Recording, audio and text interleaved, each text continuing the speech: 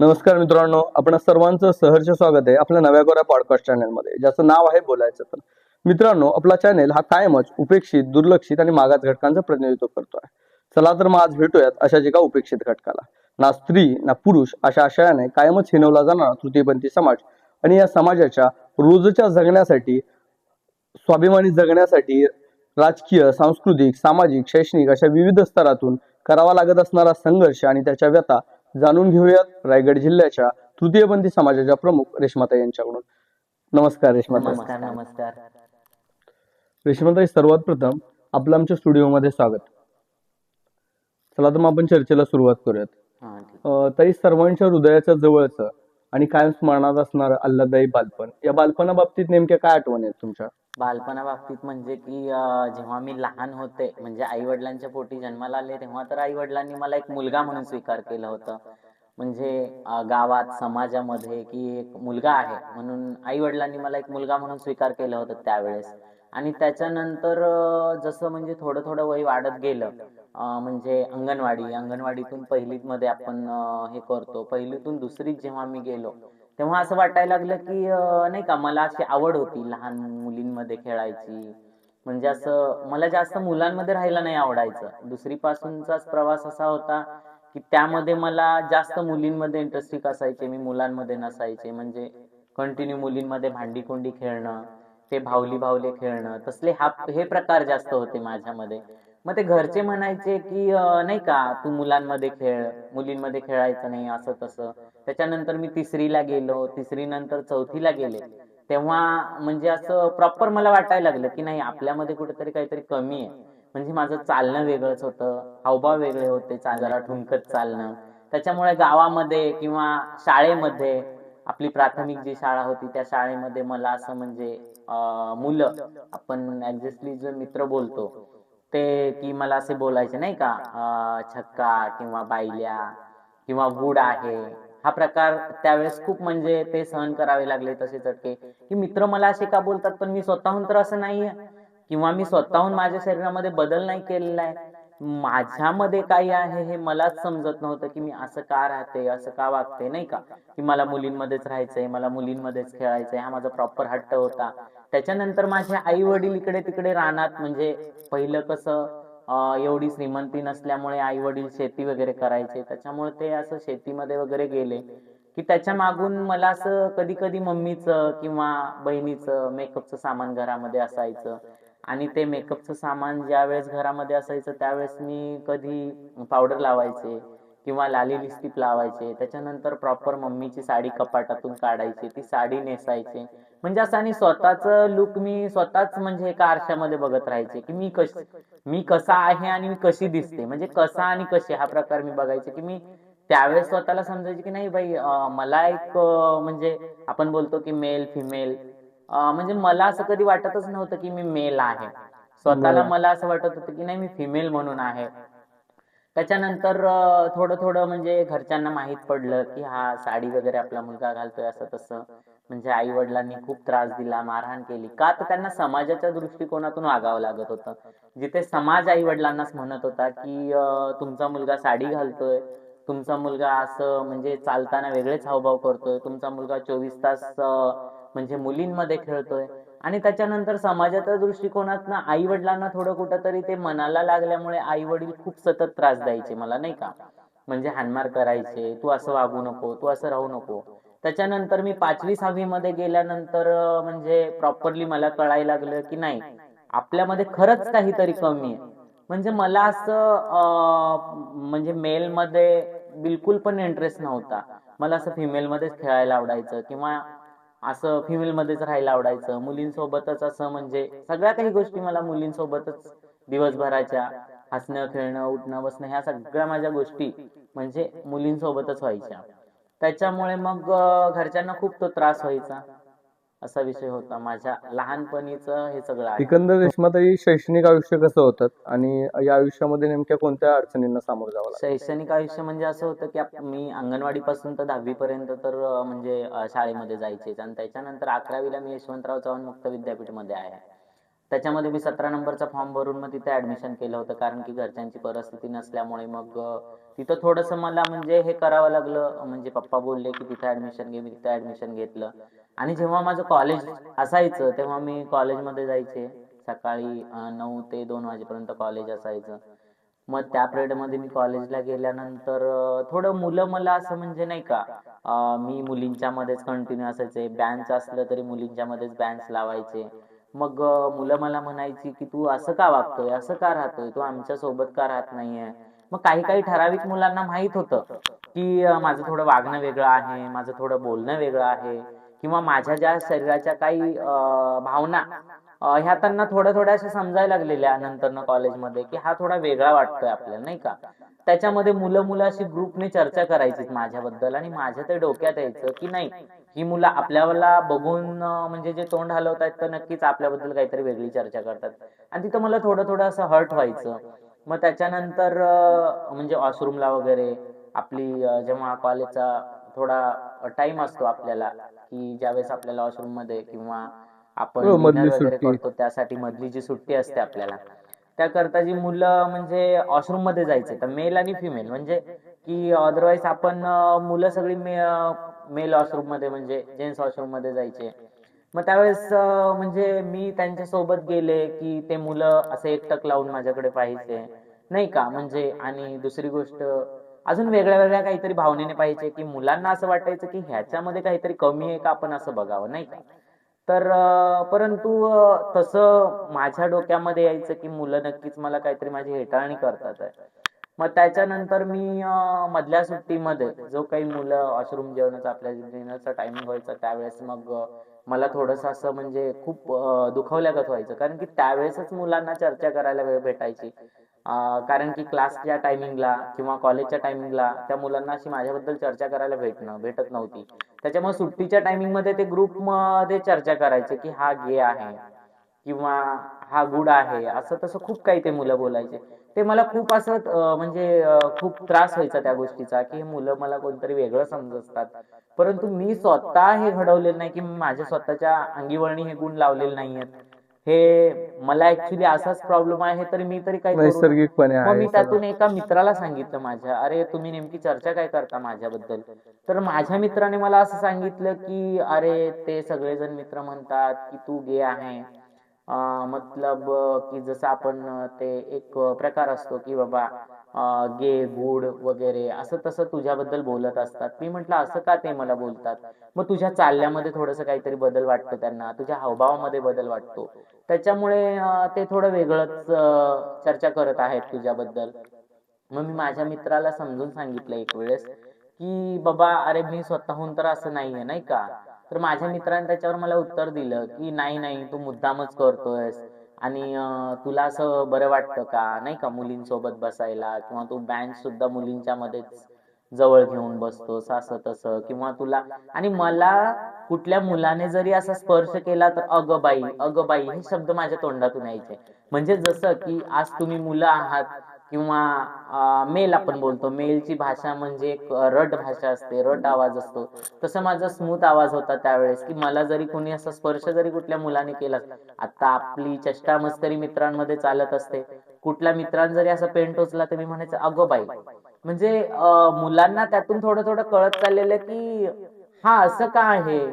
म्हणजे मुलांमध्ये तर चेष्टा मस्करीद्वारे तर असं थोडं थोडं म्हणजे उद्धट बोलणं किंवा असं असं माझ्यामध्ये नव्हतं. असं मला कुणी जरा जरी काही केलं तर मी अगं बाई म्हणून पडले, थोडंसं कुठं काही झालं, पाय घसरून पडले एक वेळेस कॉलेजमध्ये. पाऊस खूप होता त्यावेळेस, असं जिना उतरताना माझा पाय ज्यावेळेस घसरला त्यावेळेस मी खाली पडले, तर अगं बाई असंच करत पडले मी. त्याच्यानंतर मला त्या मित्रांनी उचललं तर म्हणले, "अरे तू अगं बाई हे काय आहे तुझ्यामध्ये नेमकं?" मी म्हटलं, "अरे मला माहित नाही, पण म्हटलं माझं तर राहणीमान म्हणजे लहानपणापासून मला तर असं वाटतं, की 3री पासूनच माझं राहणीमान असं आहे." नाही का. हा सगळा माझा म्हणजे हा सर्व कॉलेजमधला कॉलेजचा प्रवास आहे. प्रवास. ताई, आपण इतरांपेक्षा काहीसे वेगळे आहोत हे याची जाणीव कुणाला बघितल्यानंतर झाली, आणि मग यात स्वतःला ऍक्सेप्ट कसं केलं आणि त्यानंतरचा प्रवास कसा होता? हां, आकाश 11वी पासून म्हणजे 11वी नंतर तर मला डायरेक्टली जाणीव झाली होती, की मी वेगळंच आहे. आणि मी जेव्हा मार्केटमध्ये कॉलेज सुटल्यानंतर जेव्हा मार्केटमधून ये जा करायचे किंवा आम्हाला हायवे आहे, त्या हायवेला काहीतरी सिग्नल आहे, टोल नाके आहे, त्याच्यावर मला म्हणजे आमचा किन्नर समाज हा दिसायचाच दिसायचा. तर मला असं वाटलं की मी या लोकांकडे जाऊन माझ्या जे काही मनात आहे ते सांगावं का? की बाबा माझ्यामध्ये असं आहे, मला सर्व समाज चिडवत आहे, मला कॉलेजची मुलं चिडवत आहेत, मला घरामध्ये त्रास होत आहे. आणि ते मी डोक्यात घेऊन नंतर ना मग डायरेक्टली मी ठरवलं, की नाही आपल्याला तर राहायचं नाही. आपल्याला या लोकांचा सल्ला घ्यायचा आणि तिथपर्यंत आपल्याला पोहोचायचं. आणि त्याच्यानंतर मी डायरेक्टली जाऊन म्हणजे भेटले आणि त्यांच्याशी बोलले, की बाबा नाही मला असं-असं प्रॉब्लेम आहे. माझ्यामध्ये स्वतःमध्ये काहीतरी मला कमी वाटतंय आणि मला नटू वाटतंय किंवा मला साडी घालू वाटते. मला फिमेल टाइप राहू वाटतं. मग त्यांनी मला हा सल्ला दिला, की ठीक आहे. जसा तुझा प्रवास होता तसाच आमचा पण प्रवास होता नाही का. पण मी त्यांना असं सांगितलं पहिल्यांदा माझ्या घरचा मुद्दा त्यांच्यासमोर मी मांडला. माझ्या घरचा मुद्दा जेव्हा मी त्यांच्यासमोर मांडला, तर तेव्हा त्यांनी मला विचारलं, की "तुझ्या घरचे काय बोलतील का तुला साडी घातल्यानंतर?" मी म्हटलं, "असे तर मी ते इकडे-तिकडे गेल्यानंतर साडी घालतोच आणि असं जर मी डायरेक्टली घातली तर ते मला बोलणारच आहेत." मग ते म्हटले, की "तुला जर साडी घालायची असेल तर तुझ्या घरच्यांच्या जिद्दीवर किंवा तुझ्या घरच्यांना तू सगळं म्हणजे हे करून आमच्या बाजूने जर राहणार असेल तर ठीक आहे. कारण की तू एक मुलगा नसून एक किन्नर आहेस." मग मी म्हटलं, "ठीक आहे, हां, मला असंच व्हायचंय आणि असंच राहायचंय, प्रॉपर साडीवर राहायचंय." त्यांनी मला ठीक आहे म्हटलं. मी तिथून म्हणजे तो कॉलेजचा पिरियड होता. 2च्या नंतर कॉलेज सुटल्यानंतर मी तसं भेटले आणि ती चर्चा ऐकून मी घरी आले. घरी आल्यानंतर थोडासा विचार केला. विचार केल्यानंतर मी पुन्हा दुसऱ्या दिवशी सकाळी रात्री जेवण वगैरे करून झोपले. पण मला जे सांगितलं होतं, की "बाबा असा-असा विषय आहे, तुला याच्यामध्ये यायचंय तर तू घरच्यांच्या जबाबदारीवर ये. उद्या तुझे घरचे उठून इथं भांडणं करतील हे." म्हणजे असे प्रकार त्यांच्या सुद्धा मनामध्ये होते. ते त्यांनी मला ॲक्चुअली मांडून दाखवले. मी म्हटलं ठीक आहे. मी माझ्या घरच्यांच्या समोर संघर्ष करण्यासाठी तयार आहे. परंतु मला तुमच्यासोबत साडी घालून राहायचंय. त्यांनी मला ॲक्सेप्टेड केलं. मला जो हवा तो चांगला सल्ला दिला. तुझ्या मनमर्जीनुसार जर तुला राहायचं असेल तू राहू शकतो. जर तुला राहायचं नसेल याच्यामध्ये तू आहे असं सुद्धा राहू शकतो. फक्त एवढंच की तुला समाजामध्ये थोडे चटके सहन करावे लागतील. आणि मी म्हटलं ठीक आहे. असं तर मला समाजामध्ये चटके सहनच करतोय मी, की बाबा पहिली पासून ते मी पाक 11वी पर्यंत जे एज्युकेशन केलं त्याच्यामध्ये तर मला त्रासच होत गेला. मग आपण असं का नाही राहावं? आपण तर तसंच आहे, तर आपण तशामध्ये का जाऊन तो वेश आपण स्वीकारून का नाही राहू? जे काही दैव पारंपरिक रीत होती त्याच्यानुसार त्यांनी मला सर्व काही केलं आणि त्याच्यानुसार त्यांनी मला साडी ती नेसवली. असं म्हणजे किन्नर समाज बसवून त्यांनी मला त्याच्यामध्ये साडी नेसून म्हणजे प्रॉपर किन्नर स्वीकार करून घेतलं. आणि मीही स्वतःला त्या दिवशी स्वीकार केले, की नाही मी आजपासून एक किन्नर आहे. किन्नर आहे असं स्वीकार केलं त्याच्यानंतर म्हणजे गुरु किंवा गुरुभाऊ किंवा असं चेला ह्या सगळ्या गोष्टी असतात. त्याच्यामध्ये एक मागणीचा इलाका होता. मग त्याच्यामध्ये एक 4 दुकानं मागून खाणं. मला तर फक्त वाटत होतं, की नाही आपण साडी घालून फक्त ऐश-आरामामध्ये राहायचंय, की समाजामध्ये कुठेतरी जॉब करू, काही करू. पण नाही. त्यावेळेस तर असं होतं, की साडी घातल्यानंतर आपल्याला एक मागणी करायची आहे. लोकांकडे जाऊन ₹1-2 मागून आपली उपजीविका करायची आहे. ही पद्धत आहे तेव्हा मला कळलं आणि मग जेव्हा आम्ही आमच्या गुरूंसोबत वगैरे इकडं-तिकडं जाऊन दुकानामध्ये ₹4-2 मिळवून मग ते म्हणजे प्रत्येकाला थोडे-थोडे संध्याकाळी आल्यानंतर प्रत्येकाला थोडे-थोडे ते पैसे देऊन त्याच्यानुसार ते म्हणजे माझं जीवन चाललं होतं. आणि थोडे दिवस गेल्यानंतर मग तर प्रॉपरलीच मला वाटलं, की नाही, आता आपण इथेच राहायचं. आता आपण आपल्या घरी जायचं नाही. जायचं नाही म्हटलं आणि पुन्हा माझी एकदा आई आजारी पडली. आई आजारी पडली. मी 1 वर्ष घरी नाही गेलो. त्याच्यानंतर माझी आई आजारी पडली. आई आजारी पडल्यानंतर मला जरा माझ्या गावातून म्हणजे चुलत-चुलत्यांचे वगैरे फोन आले नाही का, की तुझी मम्मी आजारी आहे. पप्पा म्हटले, की "तो ठीक आहे. त्याला तो वेश स्वीकारलाय त्यानं, की त्याने समाजामध्ये राहायचं की नाही राहायचं हे त्यानं ठरवून घेतलंय. त्याच्यामुळे त्याने तो वेश स्वीकारलाय ना, त्याने तिकडेच राहायचं. त्याने आपल्या दाराचा उंबरठाही ओलांडायचा नाही." आणि आई आजारी पडली. मग मला थोडंसं टेन्शन वाटलं, की माझी मम्मी आजारी आहे. आज तिने मला जन्म दिलाय. सगळ्या काही गोष्टी केल्यात. आणि आज मी मम्मीला बघायला जाऊ शकत नाही म्हणून मग मी माझ्या चुलत भावाला फोन केला, की "अरे मी बघायला येऊ का?" माझा भाऊ म्हटला ठीक आहे, की तुझी जबाबदारी, तुला जर घरी यायचं असेल तर तू तुझ्या जबाबदारीवर ये, पण तू जर स्वतःच्या घरी आईला आलास, बघायला सुद्धा हा भावाची परवानगी घ्यावी हा लागते. की तू जर आईला बघायला आलास हम्म. तर तुला हाणतील मारतील, हा तर प्रकार नक्कीच घडेल. तर तू कशावर येणार? मी म्हंटल ऍक्च्युली बघ, मी किन्नर धर्म स्वीकारलाय आणि मी स्वतःच किन्नर आहे, त्याच्यामुळे मी साडीवरच येणार. इझी आहे की मी साडीवर येणार. तर मला म्हटला की ठीक आहे, तू तुझ्या जिद्दीवर ये, आम्ही काही तुला त्याच्यामध्ये सांगू शकत नाही. त्याने मला हे ऑब्झर्व केलं.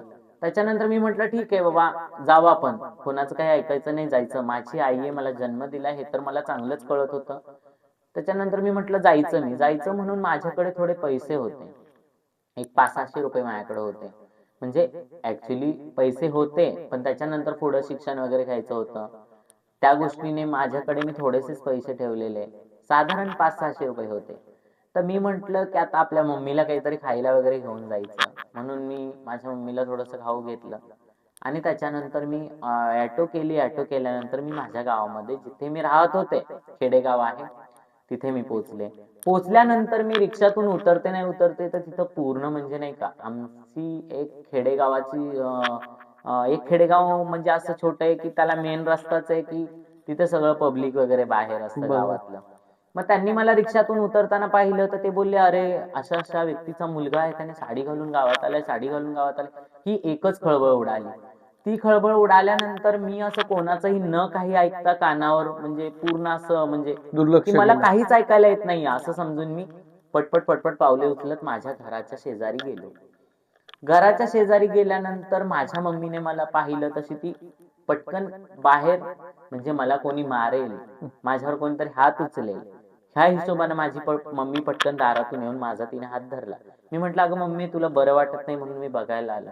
तुला कोणी सांगितलं? मी म्हंटल, अरे असं असं दादाने मला सांगितलंय की बाबा तुला ऍक्च्युली बरं नाहीये म्हणून मी तुला बघायला आलो. ठीक आहे म्हटली. मी जेव्हा घरामध्ये गेलो तेव्हा माझे आजोबा खूप जिद्दी होते की त्यांनी मला डायरेक्टली म्हणजे नाही का, आले, माझ्या मम्मीला विचारलं, हा कोण आणि याला कशासाठी घरामध्ये घेतलंय? इज्जत आपली चव्हाट्यावर मांडण्यासाठी का? तर माझी मम्मी मध्ये आणि माझ्या आजोबांमध्ये थोडेसे वादिवाद झाले. त्याच्यानंतर माझ्या आजोबांनी मला अशी लाथ मारली आणि घराच्या बाहेर काढलं. काढल्यानंतर म्हणजे थोडस मी रडणं वगैरे येते की आज मी माझ्या स्वतःच्या आई वडिलांच्या घरामध्ये येऊ शकत नाही. एवढं मी कोणतं पाप केलं की मला माझ्या आई वडिलांनी जन्म दिलाय, ज्या माऊलीने मला जन्म दिलाय तिथे सुद्धा मला येण्यासाठी एंट्री नाहीये.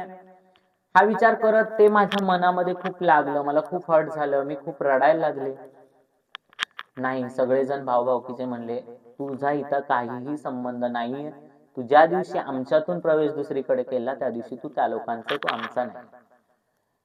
बस तिथून मी म्हणजे आलो त्या पावली, परत निघायचा विचार केला आणि रिटर्न निघायचा विचार केल्यानंतर मग निम्म्यापर्यंत मी गेले असेल, त्यावेळेस माझ्या मम्मीचा पुन्हा मला कॉल आला, बाळ तुला लागलं का? मी म्हंटल, अगं मम्मी तसं काही नाहीये. ठीक आहे, त्यांना काही माझं पटत नाहीये, ठीक आहे, त्यांनी मला मारलं, मी तुला तर माझ्या डोळ्यांनी पाहिलं, फक्त तुझ्यापाशी मी राहू शकत नाहीये हे मला खूप वेगळं वाटतंय. मी हा प्रश्न माझ्या मम्मीला विचारला. माझ्या मम्मीने त्यावेळेस मला असं उत्तर दिलं की बाळा, त्यांचा एक बघण्याचा दृष्टिकोन असा आहे की त्यांना समाज काहीतरी टोचून बोलतोय, पण मी तर तुझी आई आहे, मी तुला ऍक्सेप्टेड करायला तयार आहे, पण या लोकांच्या समोर मी कसं जाऊ? हे माझ्या मम्मीने मला सांगितलं की आज पप्पा आहेत घरामध्ये, आजोबा आहेत, चुलते आहेत, हे सर्वजण तर घरामध्ये आहेत, मग मी त्यांच्या पुढे कसं जाऊ? मी म्हटलं ठीक आहे मम्मी, काही हरकत नाहीये की बाबा तू तुझ्या पद्धतीनं राहा, मला कॉल वगैरे करत राहा येते. माझी मम्मी मला दिवसातून 2-3 वेळा कॉल करायची, विचारायची आणि वर्ष दीड वर्ष आमचं असंच चाललं. असं चालल्यानंतर थोड्या दिवसांनी माझ्याकडे पैसा यायला लागला. म्हणजे की कधी 1000, कधी 2000, कधी 5000 आणि मी स्वतःमध्ये चेंजेस करत गेले. म्हणजे नाही का, आपलं कुठेतरी बँक बॅलन्स ठेवणे, आपल्या स्वतःच्या अंगावर दागिने म्हणजे एक फिमेल टाईप कानातले बनव किंवा आपल्या हातातल्या बांगड्या बनव किंवा गळ्यातले बनव, हे असं मी सर्व काही करायला लागल्यानंतर गावातली लोक जी मार्केटला भाजीपाला घ्यायला यायची आणि मी सकाळी टाळ्या वाजत त्यांच्या समोर मागायचो. मग ते म्हणायचे, माझ्या हातामध्ये अशा नोटा असायच्या, 200, 100, 10च्या, 5च्या अशा नोटा असायच्या. मग त्यावेळेस त्यांचा बघण्याचा दृष्टिकोन वेगळा झाला की हा खूप कमवतोय. मग अशी चर्चा होत होत होत होत माझ्या मोठ्या भावापर्यंत गेली. आणि मग नंतर पुन्हा भाऊ आजारी पडला, भावाचा मुलगा आजारी पडला. मग नंतर त्यांनी इकडे तिकडे पैशाची जरा काढावड केली. मग नंतर मला असं वाटलं की नाही, पुन्हा एकदा आपण फोन करावा का या लोकांना, की माझ्या कानावर आले की भाऊ आजारी आहे. मी म्हटलं करून बघते. मग मी त्यांना कॉल केला की दादा तू बरा आहेस का रे, तुझा मुलगा कसा आहे, का सर्वजण आजारी पडले. काही नाही, क्लायमेटचा वगैरे प्रॉब्लेम आहे, त्याच्यामुळे आम्हाला थोडासा त्रास झाला आणि आम्ही आजारी आहे. मी म्हटलं ऍडमिट आहे का रे तुझा मुलगा, तर हो. आणि मला असं कळतंय की तू अमक्या अमक्या व्यक्तीकडे पैसे मागितलेस. तर म्हणला हा, मग बाळ आजारी असल्यामुळे मी मागितले, माझ्याकडे पैसे नव्हते. मी म्हंटल ठीक आहे, अरे मी बघायला येऊ शकतो का. म्हणजे एक्झॅक्टली मी म्हटले असते की शकते का, तर पुन्हा त्याला राग आला असता. त्या भीतीने मी त्याला म्हटलं की अरे मी येऊ शकतो का. तर म्हटला हा ठीक आहे, बघू म्हटला, कारण की आता त्याचं खूपच खर्च आहे, 1.5 लाख रुपये खर्च सांगितलाय त्याला, असं तसं नाही का सांगितलं खूप काही. मी थोडेफार पैसे घेतले, हॉस्पिटलमध्ये गेले त्याला बघण्यासाठी. आणि बघण्यासाठी हॉस्पिटलमध्ये गेल्यानंतर मी माझ्या चुलत भावाच्या हातामध्ये एक 5,000 रुपये दिले.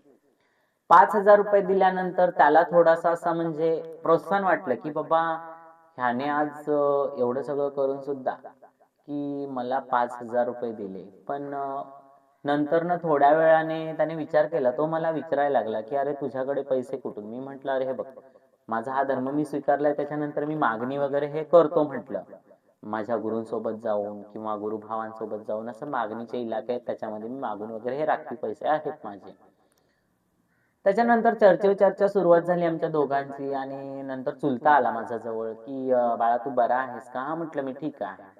मग मी माझ्या चुलत्याला बोलता बोलता म्हटले अहो काका, म्हटलं घर गावचं आहे, ते आपण बांधलं नाही, खूप तुटकं फुटकं घर आहे, तर पप्पांना घेऊन तुम्ही बांधून वगैरे म्हटलं व्यवस्थित घर केलं का. तर नाही म्हटले, तसंच घर आहे. मी म्हटलं काका असं आपण, मी घरामध्ये येऊ शकतो का, किंवा आपण घर वगैरे व्यवस्थित इकडं तिकडं करू. आणि म्हटले ठीक आहे, आम्ही विचार करून तुला सांगतो. विचार करून सांगतो म्हटल्यानंतर त्यांनी मला 1-2 महिने घालवले. 1-2 महिने गेल्यानंतर पुन्हा मला माझ्या चुलत्यांनी फोन केला, अरे घर बांधायचंय, तर थोडी मदत होईल का. मी म्हटलं हा ठीक आहे, होईल. मी त्यांना पहिले दिले 20,000 रुपये. पुन्हा त्यांनी थोडस खूळ काढून माझ्याकडे पुन्हा 30,000 रुपये मागितले. आणि मी असे मिळून त्यांना 50,000 रुपये दिले. ज्या दिवशी मी त्यांना 50,000 रुपये दिले, त्या दिवशी त्यांनी अक्षरशः म्हणजे एवढं खुश होऊन की चिकन आणलं, म्हणजे जेवण बनवलं चुलतीने, आणि म्हटले ठीक आहे तू आज काही पण करून घरी ये. मग तेव्हा माझ्या डोक्यात कुठेतरी आलं की नाही, आपण जेव्हा हा वेश स्वीकारायचा होता किंवा ज्यावेळेस आपल्याला ह्या क्षेत्रामध्ये उतरायचं होतं, त्यावेळेस ह्या लोकांना आपण नको होतो. आणि त्यावेळेस माझ्या डोक्यामध्ये ऍक्च्युली म्हणजे आलेलं की नाही, यांना आपला पैसा महत्वाचा पैसा दिसलाय, प्रिय आहे किंवा व्यक्तीपेक्षा. यांना पैसा महत्वाचा आहे, किंवा यांना पैशाकडे बघून यांनी मला माझ्या आई वडिलांना भेटण्यासाठी संधी दिलेली आहे. ठीक आहे म्हटलं. आणि मी गेले, जेवले वगैरे, सगळ्यांना भेटले. पुन्हा 1-2 दिवस राहिले, पुन्हा मी निघून माझ्या समाजामध्ये आले. माझ्या समाजामध्ये आल्यानंतर पुन्हा आहे तो रिपीट आमचा प्रवास चालूच होता. तर आयुष्यात कोण जोडीदार भेटला का, कधी कोणावर प्रेम झालंय का. मी जोडीदार म्हणायचं म्हटलं तर तसं तर सहसा किन्नरावर कोण प्रेम करत नाही. परंतु असं म्हणजे माझ्या स्वतःच्या आयुष्यातला अनुभव असा आहे की मला एका मुलावर प्रेम झालं होतं. आणि ते प्रेम एक्झॅक्टली की आता म्हणजे एक 5-6 वर्ष झाली असतील त्या प्रेमाच्या म्हणजे संदर्भाला, की मला 5-6 वर्षापूर्वी एका मुलावर प्रेम झालं होतं. सगळेच ट्रान्स वुमन की प्रेम एखाद्या मुलावर करतात असंही नाही. पण ज्याच्या मनामध्ये खरंच भावनिक भावना आहेत, ते करतात, मुलांना जीव लावतात, मुलांना प्रेम करतात, जीव लावतात, अशा काही गोष्टी. तर माझं एका मुलासोबत म्हणजे प्रेम झालं होतं. आणि मी त्याच्या लिव्हिंग मध्ये होते 1 वर्ष. आणि खूप चांगलं चाललेलं आमचं. मी त्याला पहिल्यांदा सगळं शेअर केलं की मी ट्रान्स वुमन आहे, म्हणजे मी थर्ड ट्रान्सजेंडर आहे, मी ट्रान्स वुमन आहे, मी प्रॉपर फिमेल मध्ये नाहीये, मी ट्रान्स वुमन आहे. त्याने मला म्हणजे सर्व काही बाकीच गोष्टी विचारल्या नाही का, ज्या काही आपल्या प्रायव्हेट पार्ट्स बद्दल किंवा आपल्या म्हणजे लाईक की तू मला मुलीसारखी साथ देशील का, असं तसं बघून त्याने त्याच्या मनातल्या ज्या काही भावनिक भावना होत्या त्या माझ्यापर्यंत व्यक्त केल्या. मी त्याला सांगितलं की मी सर्व काही करू शकते, फक्त तुला एक बाळ नाही देऊ शकत. मग तो म्हटला ठीक आहे, बाळ तर तसं काय आपण अडॉप्ट सुद्धा करू शकतो. आणि नंतर आम्ही लिव्हिंग मध्ये 1 वर्ष राहिलो, चांगलं राहिलो. पण त्या मुलाने माझ्यावर जो जीव लावण्याचा प्रकार होता, की त्याने जो माझ्यावर जीव लावला, मी तर त्याच्यावर खऱ्या अर्थाने स्वतःला बायको समजून की मी त्याची बायको आहे, मी कुठेतरी त्याच्यासोबत संसार करेन, मी माझा जोडीदार आहे असं समाजाला दाखवून देईन. मी सुद्धा एक फिमेल ट्रान्सवुमन असून मी समाजामध्ये कुठेतरी एक बाई म्हणून स्वतःला स्वीकार करून मी एका मेल सोबत लग्न करून किंवा रिलेशनशिप मध्ये राहून मी एक संसार करते असं समाजाला मला दाखवायचं होतं. आणि त्यासाठी त्याचं माझं रिलेशन म्हणजे लिव्हिंग मध्ये 1 वर्ष होतं. त्याच्यानंतर थोड्या दिवसांनी आम्ही लग्न करायचं ठरवलं. त्याने बस मला छोट्या मोठ्या मंदिरात घेऊन जाऊन गळ्यामध्ये मंगळसूत्र घातलं, ते पण म्हणजे असं नॉर्मली साधं होतं. लग्न म्हणजे तिथं मंदिरामध्ये आम्ही असं मंगळसूत्र त्याने घातल्यानंतर मला असं स्वतःला वाटलं की मी त्याची बायको आहे. आणि त्याच्यानंतर आम्ही नवरा बायको सारखं म्हणजे अहो, तो मला अगं, हे शब्द आमच्यामध्ये म्हणजे रोजच्या तो शेड्यूलला रोमॅन्टिक. चालू होते, ते रोमॅन्टिक याच्यामध्ये होते. आणि थोडे दिवस गेल्यानंतर की तो त्याला कमवायचा काही सोर्सच नव्हता. आणि त्याला बस की माहित होतं की बट ही सगळं करू शकते, मागणी करू शकते, सगळ्या काही म्हणजे डान्स कार्यक्रम, नाच, हे जागरण गोंधळ हे सगळं करायचे. त्याच्यामुळं त्याला माहित होतं की हिला इन्कम सोर्स आहे. पण त्याच्या मनातल्या काही भावना अशा नव्हत्या की मला माहित होतं. मला वाटायचं तो खूप माझ्यावर जीवापाड प्रेम करतो. पण थोड्या दिवसांनी बघितलं तर मी जेवढे पैसे आणायचे म्हणजे समजा आता दिवसाला 2,000 कमवते, 1,000 कमवते, 500 कमवते. मी घरात आल्यानंतर तो म्हणायचा असं किती कमवते?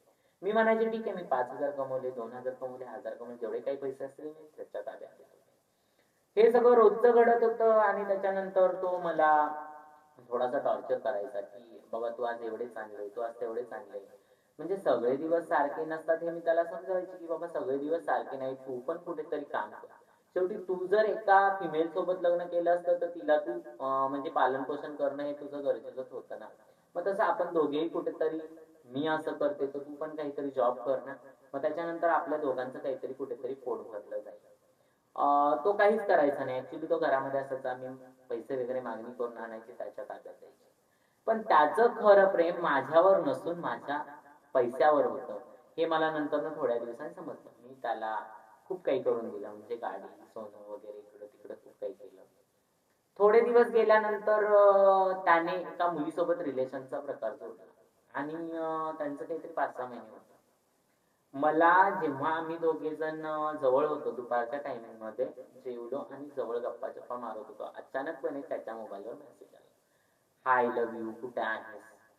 मी तो मेसेज बघितल्यानंतर थोडी ठप्प झाले की ह्याला असं कोण बोलतंय. म्हणून मी रिपीट त्याला विचारलं कोण आहे? तो म्हणला माझा मित्र आहे, माझी चेष्टा करतो. मी म्हटलं या नंबरवर तू कॉल कर ना, तुझा मित्र आहे. त्याने कॉल केल्यानंतर समोरून कळलं की नाही, ती मुलगी आहे. मला समज ती म्हटली की तू कुठे आहे रे, तू ह्या दिवशी मला भेटायला येणार होता, आपण म्हणजे जाणार होतो फिरायला वगैरे. मी म्हटलं कोण? म्हटलं माझा जीएफ आहे.